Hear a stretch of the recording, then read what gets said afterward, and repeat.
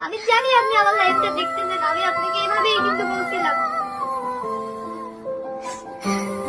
আমি যে বলছি আমার মধ্যে কি জিনিসটা আপনার ভালো লাগে না বলে, আমি ওটা পরিবর্তন করবো।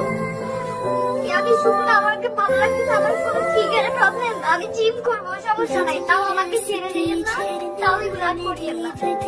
ওকে চিনে না এমন কোনো মেয়েই নেই, খালি এই বলতেই চিনে নাই, খালি ভালোবাসাটুকু দেখছি। কখনো মানুষের যে এসে বলতো ওইটাও বিশ্বাস করতাম না, মানুষের কথা কখনো বিশ্বাস করি নাই।